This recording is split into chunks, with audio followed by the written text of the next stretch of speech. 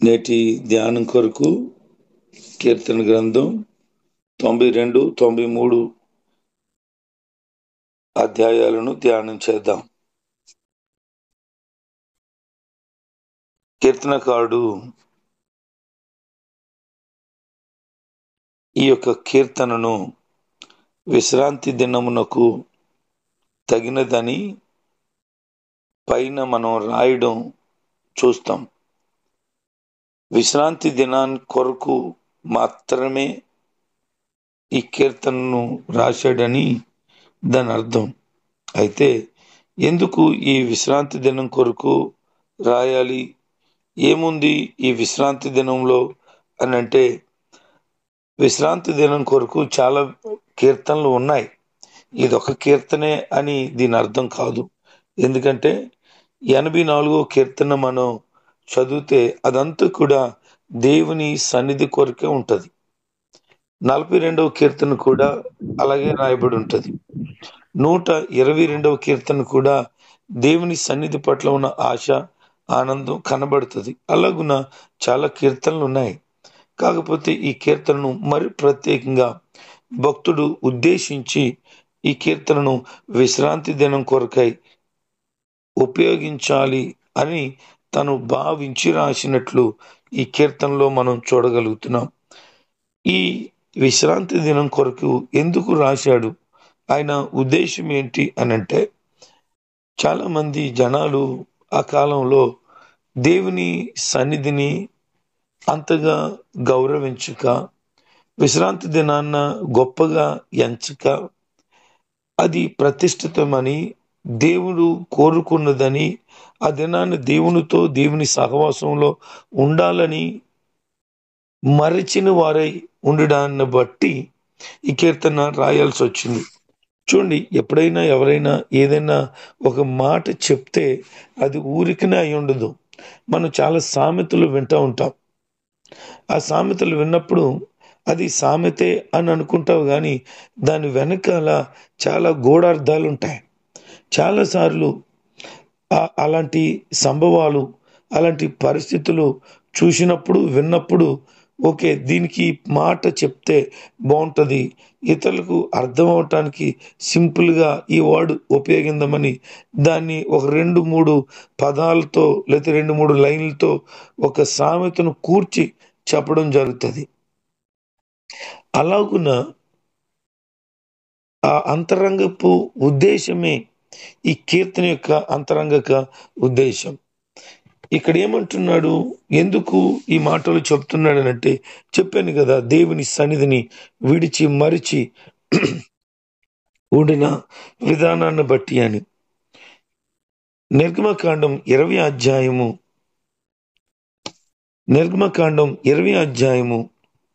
8-11 వచనాల వరకు గనక మనం చదివితే, ప్రభు అయిన దేవుడు విశ్రాంతి దినానికి ఇచ్చినటువంటి ఆ ప్రాముఖ్యత, ఆ గొప్పతనం మనకు కనబడుతుంది.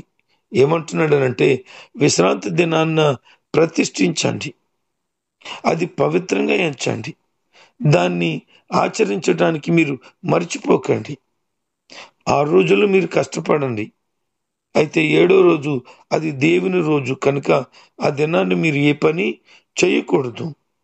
మీరు కానీ, మీ కొడుకులు కానీ, మీ కూతుళ్ళు కానీ, మీ దాసులు కానీ, దాసీలు కానీ, మీ పశువులు కానీ, మీ దగ్గర వచ్చినటువంటి బంధువులు కానీ ఏ పని చేయకూడదు. 6 రోజులు దేవుడు భూమిని, ఆకాశాన్ని, సమస్తాన్ని, సముద్రాన్ని సృష్టించాడు కదా, అందులో ఉన్న సమస్తాన్ని చేశాడు కదా. 7వ దినాన్న ఆయన దీవించాడు.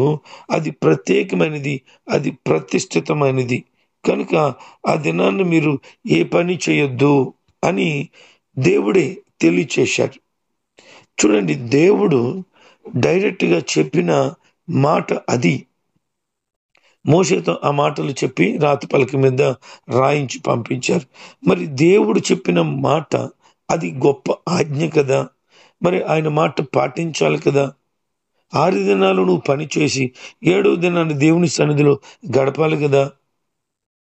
మరి 6 దినాలు పని చేసుకుంటున్నావు, 7వ దినం కూడా పని చేస్తే మరి దేవునితో గడపవలసిన, దేవుని సహవాసం చేయవలసిన ఆ దినాన్న నువ్వు ఇతరమైన పనులు పెట్టుకుంటే మరి దేవునికి కోపం కలుగుతుంది కదా. అందుకే విశ్రాంతి దినాన్ని ఆచరించటానికి జ్ఞాపకం చేసుకో అన్నాడు ఆయన. మర్చిపోతున్నావు నువ్వు దేవుని సన్నిధిని. పర్లేదులే అనుకుంటావు. కొంతమంది పని కార్యక్రమాలు, లేకపోతే బంధువులు పిలిస్తే, లేకపోతే ఏదైనా ఫంక్షన్ ఉంటే దేవుని సన్నిధిలో గడపవలసిన అది నాన్న మానేస్తారు. చాలా విచారకరం కదండి. దేవుని ఆజ్ఞను ధిక్కరిస్తున్నావు కదండి. అయ్యగారు అలాగంటున్నారు మీరు, మరి దేవుని సన్నిధిలో గడిపేస్తాం, ఈరోజు ఆ ఫంక్షన్కి వెళ్ళకపోతే మా బంధువులు ఏమనుకుంటారు, మా స్నేహితులు ఏమనుకుంటారు, లేకపోతే వాళ్ళు మళ్ళీ మా ఇంట్లో జరిగే కార్యక్రమాలకి వస్తారా? అందుకే తప్పదండి, ఈ వారమే కదండి, వచ్చే వారం మళ్ళీ వచ్చేస్తాను కదా. అలాగ ప్రతి వారం కూడా బంధువులు ఫంక్షన్లు పెట్టుకుంటే ఈ వారం ఈ వారం ఈ వారం అంటావు. దేవుడు ఏం చెప్పారు? విశ్రాంతి దినాన్న నువ్వు ఆచరించడం జ్ఞాపకం చేసుకో, మరిచిపోవద్దు. ఇది చాలా మంది విస్మరించి బ్రతుకుతున్నారు. ఎట్టి పరిస్థితుల్లో దేవుని సన్నిధిని విశ్రాంతి దినాన్న నీవు సొంతంగా గడపడానికి వీలు లేదు. కొంతమందికి ఈ ప్రశ్న రావచ్చు, ఏంటి అని అంటే, విశ్రాంతి దినం పాత నిబంధనల ప్రకారంగా శనివారం కదా, మరి శనివారము విశ్రాంతి దినం అయితే మరి ఇప్పుడు ఎందుకు ఆదివారం మనం ఆచరిస్తున్నాం అని అంటే, పాత నిబంధన కాలం అంతా సబ్బాతు దినాన్ని ఆచరించారు. యేసుక్రీస్తు ప్రభువారు మన కొరకు వచ్చి శిలువ మరణాన్ని పొంది పునరుద్ధరణగా తిరిగి లేచిన తర్వాత పునరుద్ధాన దినం ఆదివారం కనుక మనము ఆదివారం ఆచరించడం ప్రారంభించాం. మనమంటే మనం కాదు, ఆదిలో ఉన్నటువంటి యేసుక్రీస్తు ప్రభు యొక్క శిష్యులే ఆదివారం ఆరాధన చేయడం ప్రారంభించారు.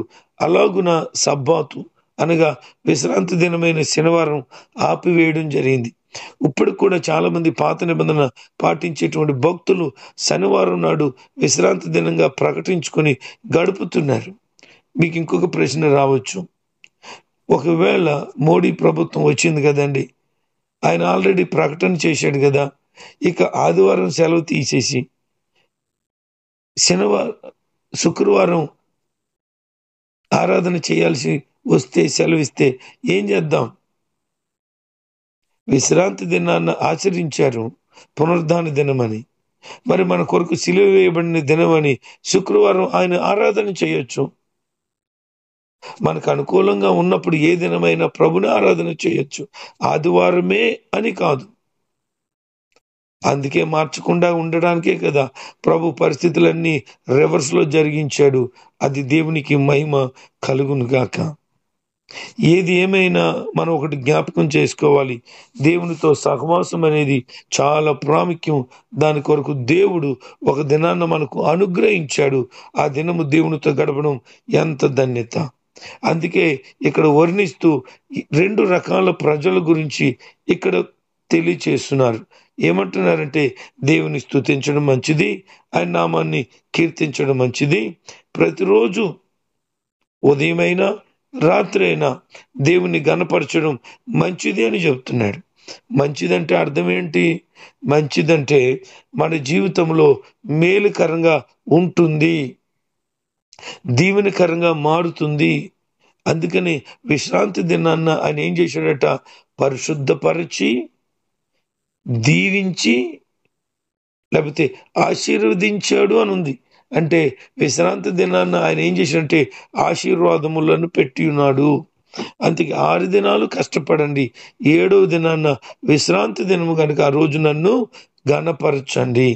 ప్రభుని గణపరిచినప్పుడు మిగతా గడపబోయే 6 దినాలు ఆయన క్షేమము, ఆయన కృప, ఆయన దీవెనలు, ఆయన అనుగ్రహించే ఆశీర్వాదములు నీకు మెండుగా కలుగుతాయి.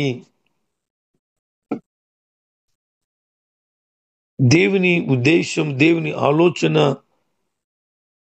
నువ్వు గమనించగలిగితే ఈ విశ్రాంతి దినాన్ని ఉన్నటువంటి ప్రత్యేకత ఖచ్చితంగా నువ్వు సొంతం చేసుకుంటావు.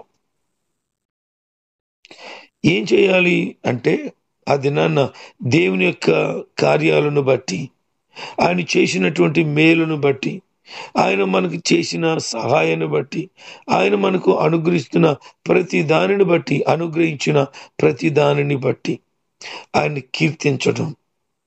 అలా చేయగలిగితే నీ హృదయంలో ఉన్న దిగులు, నిరుత్సాహము, బాధ, కలత, చింత, మనశ్శాంతి లేని పరిస్థితులు అన్నీ తొలగిపోతాయి. దేవుడిచ్చే ఆనందము సంపూర్ణంగా కలుగుతాయి. అందుకే ఈ విశ్రాంతి దినాన్న దేవునితో గడపడం ఎంతైనా మంచిది. ఆ దినాన్ని ఇంకేం చేయాలి అని అంటే కృతజ్ఞత అర్పించాలి. ఇంకేం చేయాలంటే ప్రభువుని స్తుతించాలి. ఇది చాలా ప్రాముఖ్యము. చేసిన మేలులన్నిటిని బట్టి ప్రభుని ఘనపరిస్తే ఈ విశ్రాంతి దినాన్న ప్రభు ఆనందిస్తారు. కనుక ఇక మీదటి నుంచి ప్రభుని ఘనపరిచేటువంటి హృదయాన్ని కలిగి ఉండడం ఎంత మంచిది.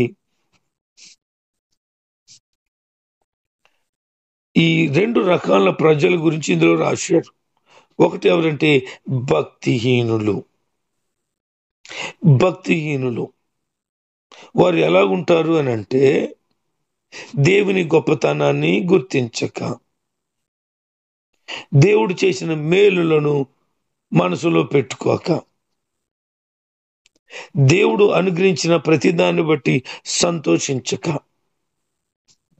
వారు సొంత ఆలోచనల చేత నింపబడి చెడ్డ పనులు చేస్తూ అవివేకంగా బ్రతుకుతూ పశుప్రాయుల్లాంటి ఆలోచన కలిగిన వారై దేవుని కార్యాల గురించిన మాటలు మాట్లాడరు. దేవుడు ఏం చేశాడు, ఇది నా బలం, ఇది నా శక్తి, ఇది నా సామర్థ్యం, ఇది నా టాలెంట్ అని అనుకుంటారు. ఎవరు? భక్తిహీనులు. నీకు అర్థం అవ్వాల్సింది ఏంటంటే దేవుడే అనుగ్రహించాడు సమస్తం. చివరికి నీ ప్రాణం కూడా. నీదనేది ఏదీ లేదు, నాదనేది ఏమీ లేదండి. ఉందా చెప్పండి? ఇది నాది అని దేని గురించి నువ్వు చెప్పగలవు? ఏదైనా దేవుని దయ వలనే పొందుకున్నావు కదా. దేవుడు ఇవ్వకపోతే నీకు వచ్చిందా? లేదు కదా. మరి ఇది నాది అని ఎలా చెప్పగలుగుతావు? నాది అని నువ్వు చెప్పేమంటే దేవుణ్ణి గణపరచలేకపోతున్నావు. ఇది దేవుడు అనుగ్రహించాడు నాకు అని చెప్పగలిగితే ప్రభు సంతోషించగలుగుతాడు. అయితే భక్తిహీనులు దేవుణ్ణి గణపరచకపోయినా, దేవుని సన్నిధిలో సరిగా గడపకపోయినా వారు ఎలాగున్నారు అంటున్నాడనంటే చెడ్డ పనులు చేసేవారు గాను పుష్టిగాను ఉంటారట. మనకి బాధ కలుగుతుంది. మనం దేవుని ఆరాధన చేస్తున్నాం, భక్తి, నీతి, పరిశుద్ధత కలిగి ఉన్నాము. వారు చెడ్డ పనులు చేసేవారైనా, భక్తిహీనత కలిగి ఉన్నా వారు చక్కగా పుష్పిస్తున్నారు, పుష్టిగా ఉంటున్నారు. మరి మా బతుకులేంటి ఇలా తగలడ్డాయి అని అనుకుంటే ప్రభు చెప్తున్నారు వారందరూ కూడా చెదిరిపోయే పరిస్థితిలో ఉన్నారు. వారు కలిగినవన్నీ కూడా చల్లా చెదిరైపోతాయి. భక్తిహీనులకి ఏది నిలవదు అని చెప్తున్నాడు. మరి భక్తి కలిగి నీతి, యథార్థత, పరిశుద్ధత కలిగిన వ్యక్తిగా నీ ఉంటే ఎలా ఉంటుంది? నీ జీవితం ఎంత బాగుంటుంది? ఏమంటున్నాడు తెలుసా? నీతిమంతులైతే ఖర్జూర వృక్షం వలె మొవ్వు వేస్తారు. ఖర్జూర వృక్షము మొవ్వు వేయడం అంటే ఏదో మాటలతో చెప్పుకోగలిగింది కాదండి. చాలా ఉన్నతమైనటువంటి పరిస్థితి అది. ఎంత గొప్పగా దాని గురించి వర్ణిస్తున్నాడంటే అది చూడటానికట చాలా ముచ్చట కలుగుతుందట. అది మొవ్వు వేయడం అంటే చిగురు పడుతుంది, అది మరలా పెరుగుతుంది, అది ఉన్నట్టు ఉండిపోలేదు. చూడటానికి చాలా ముచ్చటగా, చాలా ఫలవంతంగా ఉంటా ఉంది.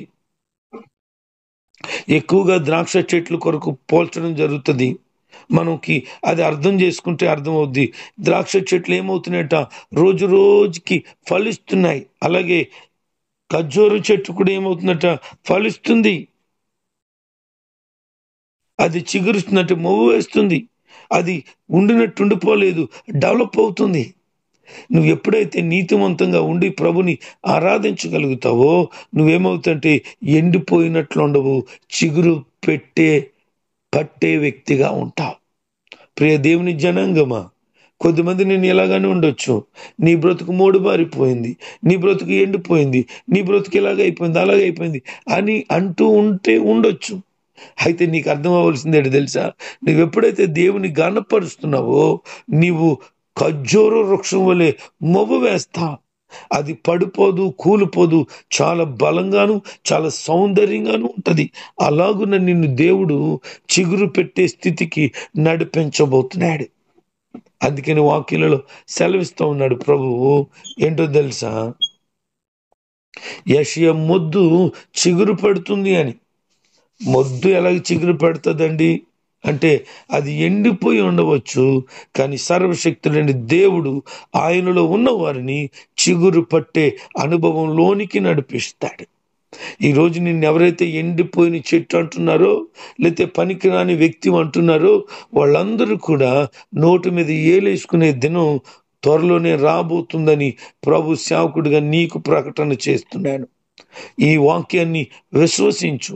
దేవుడు ఘనమైన బలమైన కార్యాలు నీ జీవితంలో తప్పక తప్పక తప్పక జరిగించునుగాక.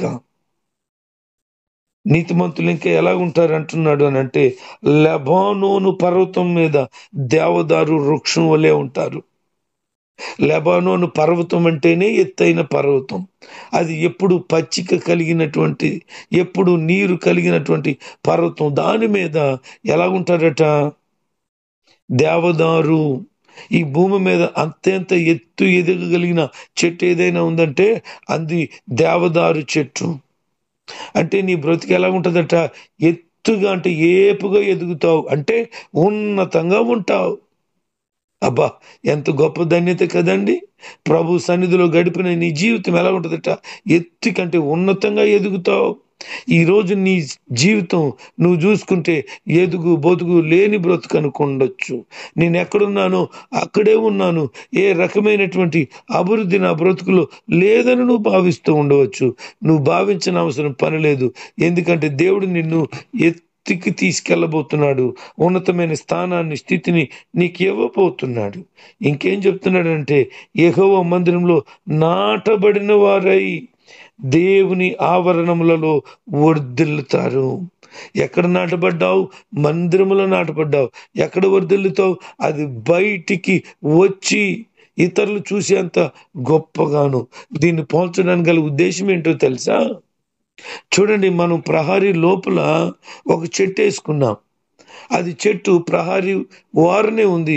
అది పెరిగి పెద్దయిన తర్వాత మన ప్రహరీ లోపలే ఉంటుందా, బయటకు కూడా కొమ్మలు వేస్తుంది అంటే బయటకు కూడా కొమ్మలు వెళ్ళిపోతాయి.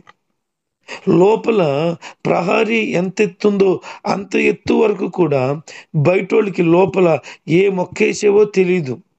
అది మొక్కగానే ఉంది. అది పెరిగి పెద్దయిన తర్వాత మొక్క ఏమైందంటే ఇప్పుడు చెట్టు అయిపోయింది. చెట్టు వృక్షం అయిపోయింది, పెద్దగా అయిపోయింది. ఇప్పుడు పెద్దగా అయిపోయిన తర్వాత ప్రహరిని దాటి బయటికి వెళ్ళిపోతే, ఆహా, లోపల ఈ చెట్టు ఉందా? ఎలా తెలిసింది అని అంటే, బయటకు వచ్చిన కొమ్మలు చెబుతున్నాయి నేను లోపల ఉన్నాను అని. ప్రియ దేవుని బిడ్డ, నువ్వు ఎదిగి ఒక ఫలవంతమైన జీవితానికి పరిస్థితులు వచ్చాక జనాలకు అర్థమవుతుంది. అప్పటి వరకు తెలీదు. నువ్వు ప్రహరీ లోపల ఉన్నట్లు బయటికి కనబడకుండా ఉంటున్నావు. కానీ ఫలించిన తర్వాత, అభివృద్ధి చెందిన తర్వాత, ఏపుగా ఎదిగిన తర్వాత, ఉన్నత స్థానానికి స్థితికి వచ్చిన తర్వాత ఇతరులు చూస్తారు. నీ జీవితాన్ని దేవుడు ఇతరులు చూసేంత గొప్పగా నడిపించబోతున్నాడు. దేవునికి సమస్త మహిమ ఘనత కలుగునుగాక. శ్రద్ధగా వింటున్నారా? ఆసక్తిగానే వాక్యాన్ని హృదయంలోనికి వెళ్ళనిస్తున్నారా? ఈ వాక్యం ఈరోజు ఉదయం ప్రకటించబడుతోంది.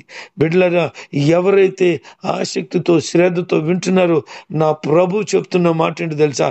వారి జీవితాలను అట్టి ఫలవర్తంగా చేయబోతున్నాడే. ఆయన నీ జీవితాన్ని ఉన్నతంగా నడిపించునుగాక. ఇంకా చెప్తున్నాడు, ఆయన ముసలితనమందు ఇంకా ఇంకా ఇంకా చిగురు పెట్టబడుతుంది. సారం కలిగి పచ్చగా ఉండబోతున్నారు. అంటే నీ చాప్టర్ క్లోజ్ అయిపోయింది, నీ బతుకు అయిపోయింది అంటారే. మీకు అర్థం అవడానికి ఒక మాట చెప్తాను. ఒకవేళ వివాహం అయ్యి 10 సంవత్సరాలు అయ్యింది అనుకోండి, ఎగ్జాంపుల్కి, ఎవరన్నా ఏమంటారంటే పెళ్ళి ఎంతకాలం అయిందమ్మా, పిల్లలు ఏమన్నా ఉన్నారా అంటారు కామన్గా. పెళ్ళి అయ్యి 10 సంవత్సరాలు అయిందన్న అన్నావు అనుకో, పిల్ల జల్ల ఏమీ లేరా అంటే ఇంకా లేరండి అన్నావు అనుకో, ఇంకేముంటారులే అంటదా పనికి మళ్ళీ మనిషి. అంటే 10 సంవత్సరాలు అయిపోయినట్టేనా? ఇంక పిల్లలు ఉండరా? ఆమె నిర్ణయిస్తుందా, లేకపోతే అతను నిర్ణయిస్తున్నాడా ఇక ఉండరని? బైబిల్ గ్రంథంలో శారముకి 90 సంవత్సరాల వయసు, గర్భం ఉడికిపోయింది, అప్పుడు దేవుడు సంతానం ఇచ్చాడు. అన్నా కూడా వివాహమై తన వైరికి పిల్లలు పుట్టేసిన చాలా సంవత్సరాల తర్వాత ఇచ్చాడు. రాహేల్కి పెళ్ళైన తర్వాత 20 సంవత్సరాల తర్వాత ఇచ్చాడు.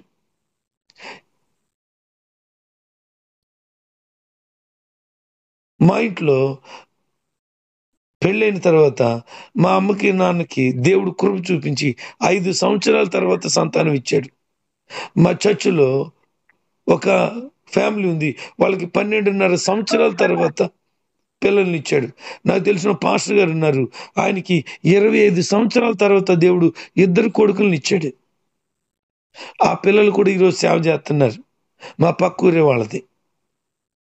25 సంవత్సరాల తర్వాత వాళ్ళు సొంతంగా అక్క కూతురుని చేసుకున్నాడు ఆయన. అక్క కూతురుని చేసుకున్నావు కనుక నీకు పిల్లలు పుట్టరని చెప్పారు. కానీ ఆయనకి పిల్లలు దేవుడు 25 సంవత్సరాల తర్వాత ఇచ్చాడు. అక్క కూతురునే చేసుకున్నాడు. దేవుడు ముసలితనం ముందు చిగురు పెట్టబడతారు అని చెప్పిన మాటకు నిదర్శనం జకరియా, ఎలిజబెత్, అబ్రహాము, షారాలు. అనేక మంది భక్తులు ఉన్నారు, అనేక మంది విశ్వాసంతో ఉన్నవారు ఉన్నారు. ముసలితనం ముందు కూడా చిగురు పెట్టగలిగిన భాగ్యాన్ని ప్రభు ఇస్తే, ఒకవేళ పెళ్ళి అయ్యో 3 సంవత్సరాలు అయిందేమో, లేదా 5 సంవత్సరాలు అయిందేమో, 10 సంవత్సరాలు అయిందేమో, లేదా 15 సంవత్సరాలు అయిందేమో, అవనీగాక దేవుడు నీకు ఎప్పుడు ఇవ్వాలో ఆయనకి తెలుసు. అది సంతానం ఇచ్చేవాళ్ళు ఎవరు? మనుషులా? కాదు కదండి, దేవుడు.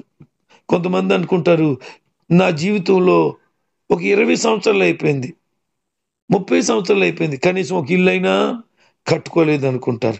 ఇల్లు కూడా ఎవరిస్తారు? దేవుడు ఇస్తాడు. ఎప్పుడు ఇస్తాడు? నీకు ఎప్పుడు అవసరమో అప్పుడు ఇస్తారు. కొంతమంది అనుకుంటారు నేను కనీసం ఒక వాహనాన్ని కూడా కొనుక్కోలేకపోతున్నాను.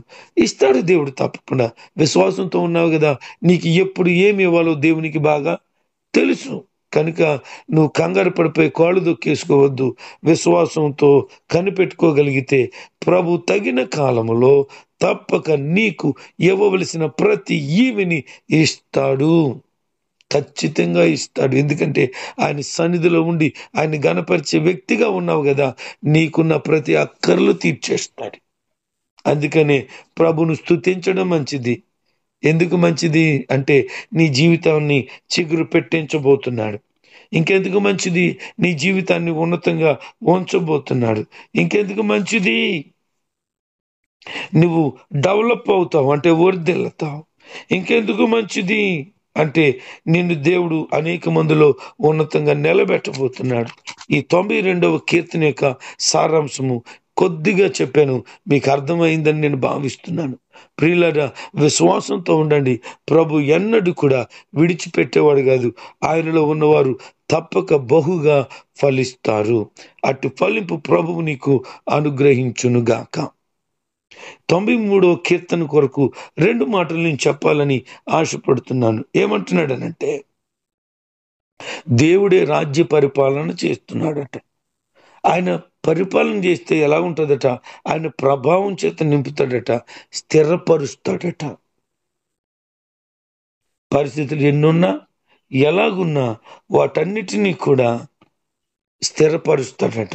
ఆయన శాసనాలు తప్పిపోకుండా వాటిని ఆయన పరిశుద్ధపరిచి శ్రేష్టంగా ఉంచుతాడట.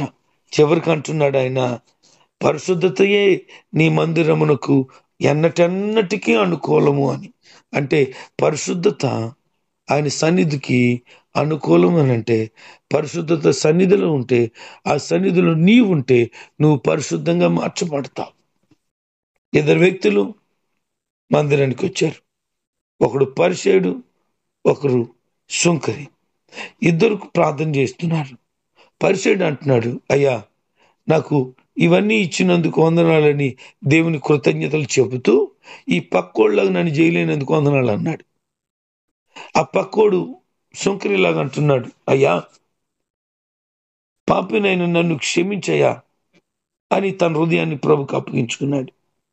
మొదటోడు పరిచయుడు బడాయిలు చెప్పాడు, రెండోవాడు పరిశుద్ధతను కోరుకున్నాడు. ఇద్దరి ప్రార్థన విన్న దేవుడు ఈ సుంకరి ప్రార్థన విని ఆనందించి, పాపినైన నన్ను క్షమించు అని అన్నప్పుడు ప్రభు మెచ్చుకొని అతన్ని క్షమించి నీతిమంతుడిగా చేశాడట. ఎక్కడ నీతిమంతుడిగా మార్చబడ్డాడు అంటే అతడు దేవుని సన్నిధిలో నీతిమంతుడిగా మార్చబడ్డాడు. అంటే పరిశుద్ధత దేవుని మందిరంలో ఉంది కనుక నీతిమంతుడిగా, నీతిమంతురాలుగా నువ్వు మారతావు. కనుక దేవుని సన్నిధికి ఎందుకు రావాలి అని అంటే, పాపిగా లేకపోతే అపవిత్రమైన వ్యక్తిగా ఉన్నవారు ప్రభు సన్నిధిలో దైవ శక్తి చేత నింపబడిన వారై పరిశుద్ధమైన వారిగా, నీతిమంతులుగా మార్చబడతారు. ఇది మనుషులు కలుగు చేసేది కాదు, సాక్షాత్తు దేవుడే హృదయంలో అనుగ్రహించేది. కనుక దేవుని మందిరంలో ఉన్న పరిశుద్ధత నీవు కూడా పొందుకొని ప్రభులో వర్ధిల్లుతూ ఆయన కొరకు నమ్మకంగా జీవించు. దేవుడి మాటలు మన వినికుట్లో దీవించి ఆయన వాక్యపు వాగ్దాన ప్రతిఫలములను ప్రతి ఒక్కరికి సమృద్ధిగా అనుగ్రహించునుగాక. ఆమేన్.